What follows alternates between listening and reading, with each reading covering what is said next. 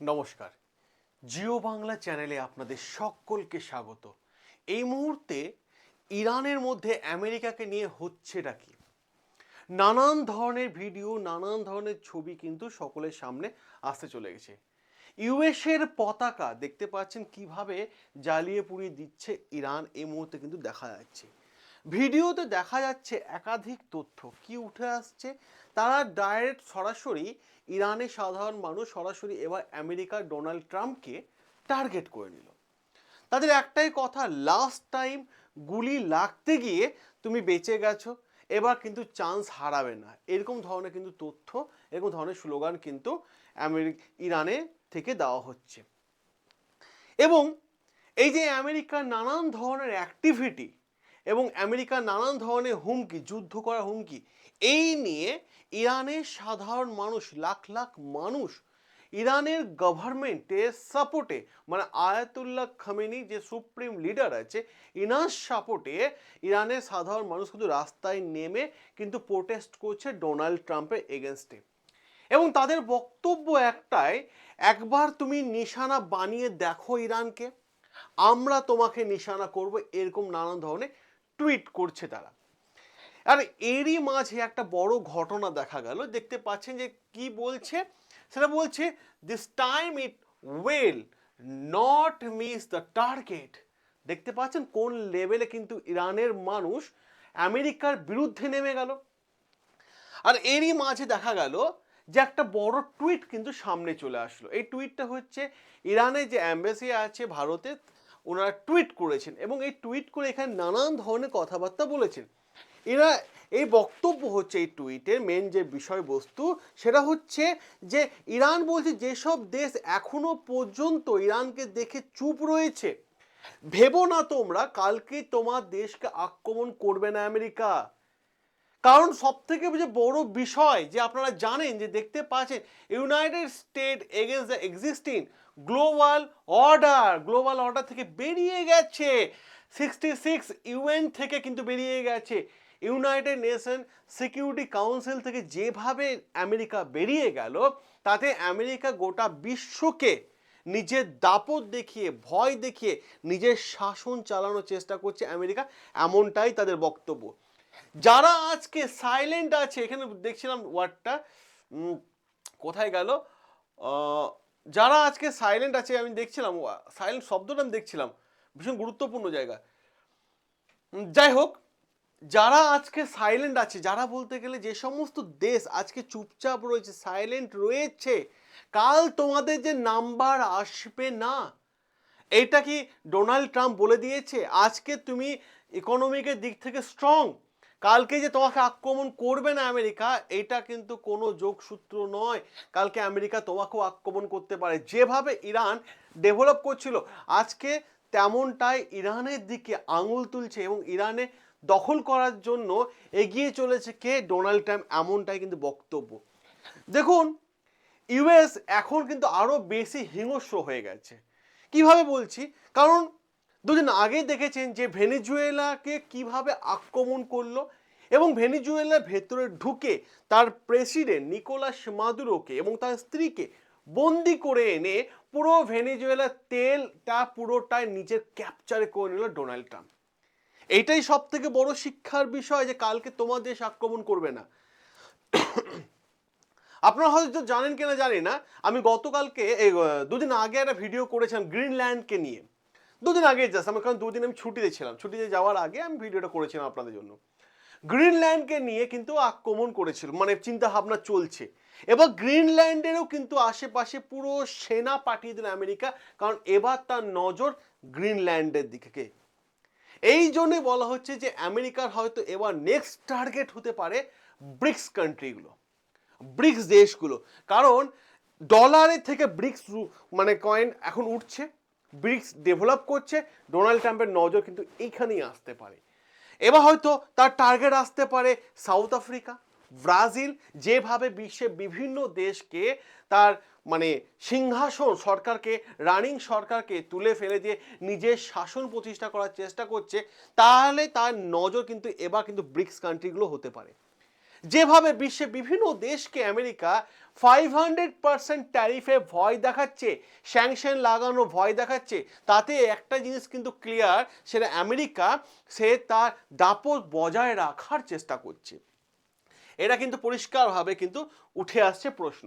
এবং সাথে সাথে যদি আমরা আর একটা জিনিস, গুরুত্বপূর্ণ জিনিস দেখি, গতকালকে জানেন আপনি মানে বিষয়টা কি হয়েছে, যে ডোনাল্ড ট্রাম্প যে ট্যারিফের খেলাটা গত বছর জুন মাস থেকে খেলে আসছে, যার ফলে সেপ্টেম্বর মাসে তারই নামে আমেরিকার সুপ্রিম কোর্টে কেস হয়েছিল।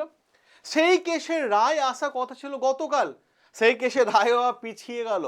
ডোনাল্ড ট্রাম্পকে জবাব দিতে হবে কেন সে ট্যারিফ লাগিয়েছে এবং কেন সে, কোথায় তার ডেভেলপ, বলেছিল যে ট্যারিফ লাগালে আমেরিকা ইকোনমি ডেভেলপ হয়ে যাবে, তাহলে আমেরিকা গভর্নমেন্ট এমপ্লয়িদের এখনও কেন শাটডাউনের মধ্য দিয়ে যেতে হচ্ছে, কেন তাদেরকে স্যালারি পে করতে হচ্ছে না, নানান ধরনের জবাব লাগবে। সেই সুপ্রিম কোর্টের রায়ও কিন্তু ডোনাল্ড ট্রাম্পের জন্য কিন্তু পিছিয়ে গেল। এবার প্রশ্ন এখানে একটাই, ট্রাম্পের মাথা থেকে আমার মনে হচ্ছে যেভাবে ট্রাম্প বিভিন্ন দেশের সঙ্গে যুদ্ধে জড়িয়ে পড়ছে, ট্রাম্পের মাথা থেকে হয়তো মিস্টার পিসের ভূতটা মনে হয় নেমে গেছে। কারণ তিনি শান্তির জন্য নোবেল চেয়েছিলেন, তাকে নোবেল দেওয়া হলো না।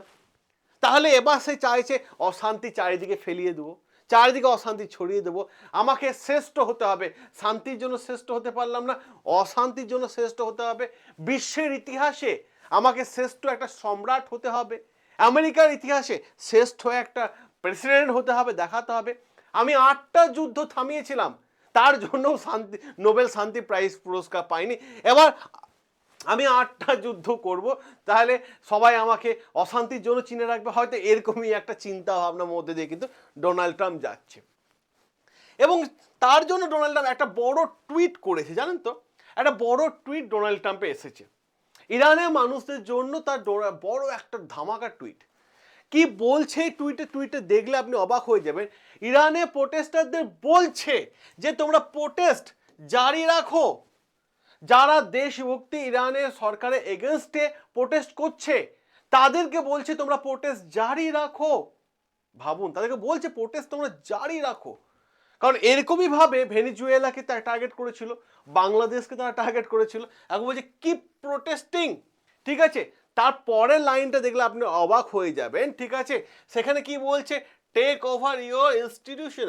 এইভাবে প্রোটেস্ট যেটা চলছে চারিদিকে ছড়িয়ে দাও, চারিদিকে ছড়িয়ে দেওয়ার জন্য বলছে save the names of the killer and abuser.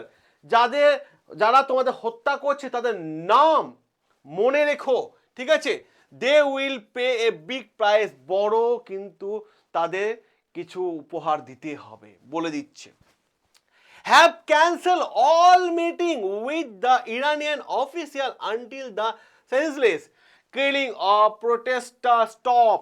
যতক্ষণ না ইরান গভর্নমেন্ট ইরানের মানুষদের হত্যা করা বন্ধ করছে ততক্ষণ কোনো প্রকার আলোচনা করব না, পরিষ্কারভাবে জানিয়েছে ডোনাল্ড ট্রাম্প। এবং সাথে সাথে help is on its way, এই লাইনটাই ডোনাল্ড ট্রাম্প গোটা বিশ্ব এবং ইরানকে ভাবতে সাহায্য করলো, তোমাদের জন্য হেল্প যাচ্ছে, অন ইটস ওয়ে, রাস্তায় আছে হেল্প, তোমাদের জন্য হেল্প যাচ্ছে। এই লাইনটা তার মানে কি, যুদ্ধ কিন্তু কাছাকাছি এসে পৌঁছে গেছে। হ্যাঁ, তার মানে যুদ্ধ হতে যাচ্ছে। কারণ এরকম ধরনের লাইনের মানে কি, হ্যাঁ দেখুন, ভাবুন একবার, এই লাইনটাই অনেক কিছু বলে দিচ্ছে। তারপর বলেছে MIGA, মেক ইরান গ্রেটার, একদম বানাবো। ঠিক আছে, কেন বললো এই শব্দটা, কেন বললো, কে বলছে, প্রেসিডেন্ট ট্রাম্প বলছে এই শব্দটা। প্রত্যেকটা অক্ষর, প্রত্যেকটা ওয়ার্ড ডোনাল্ড ট্রাম্পের এবার কিন্তু মনে রাখার মতো। পুরো লাইন ঠিক আছে, কিন্তু এইখানে help is on its way, এই ওয়ার্ডটাই কিন্তু চারিদিকে ভাবা যায়। কেন বারবার বলছি বুঝতে পারছেন জায়গাটা কি এমন হতে চলেছে। এবার সাথে সাথে আমি আপনাদের আর একটা জিনিস আমি আপনাদের দেখাই। ঠিক আছে, ট্রাম্প ক্লেম করেছে আজকে সকালে, একটা দাবি করেছে যে আমার এই টুইটটা পাওয়ার পর, এই টুইটটা করার পর ইরান তাদের সাধারণ মানুষদের ওপর গুলি চালানো বন্ধ করে দিয়েছে। এরকম কিন্তু খেলা খেলছে, এরকম কিন্তু ডোনাল্ড ট্রাম্প দাবি করছে। আচ্ছা, এরপর যেহেতু ইরান গুলি চালানো বন্ধ করে দিয়েছে, তার এরপর আমার কোনো প্রতিক্রিয়া নেই, সেটা কিন্তু ডোনাল্ড ট্রাম্প পরিষ্কারভাবে জানাচ্ছে। এখানে আমার একটা প্রশ্ন জেগে গেল মনে। প্রশ্নটা হচ্ছে, যখন ইসরায়েল এবং ইরানের মধ্যে যুদ্ধ চলছিল, যে 8 দিনের যুদ্ধ হয়েছিল, ঠিক তখনই যদি আমরা দেখি G7 বৈঠকটা হয়েছিল, এবং G7 বৈঠকে সবাই কিন্তু ডোনাল্ড ট্রাম্পকে বলেছিল যে ইরান এবং ইসরায়েলের যুদ্ধ থামানোর জন্য। তখন ডোনাল্ড ট্রাম্প কি বলেছিল একটা কথা, হ্যাঁ হ্যাঁ আমি দেখছি চিন্তার কোনো কারণে, আমি দেখছি, শান্তির জন্য আমি আছি, তো নোবেল পুরস্কারটা আমাকে দিয়ে দিও, ঠিক আছে আমি দেখে নিচ্ছি। এই কথা বলার পর যখন G7 থেকে সে বেরিয়ে গেল না, তারপরে দেখতে পাচ্ছি B2 বম্বার আমেরিকা পাঠিয়ে দিল ইরানের ওপর B2 বম্বার পাঠিয়ে দিল। আর আজকে যখন তাকে শান্তি পুরস্কার দেওয়া হলো না ইরানের বিরুদ্ধে যুদ্ধ করার জন্য, সে কি করেছে, এই দেখুন সাউথ চায়না সিতে আব্রাহাম লিঙ্কন, ঠিক আছে, ঠিক আছে, সে কি করেছে, সাউথ চায়না সিতে পাঠিয়ে দিয়েছে, ছবি চলে এসেছে, আর্টিকেল চলে এসেছে, এইখানেই টেনশন শুরু হয়ে গেল।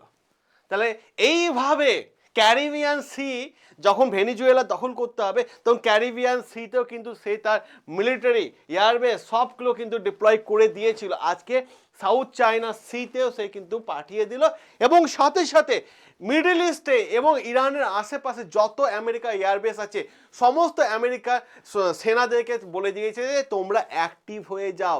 তাহলে এটার মানে কি, যুদ্ধ তাহলে কি শুরু হতে চলেছে? যা সিচুয়েশন মনে হচ্ছে যে কোনো মুহূর্তে যুদ্ধ কিন্তু স্টার্ট হতে পারে।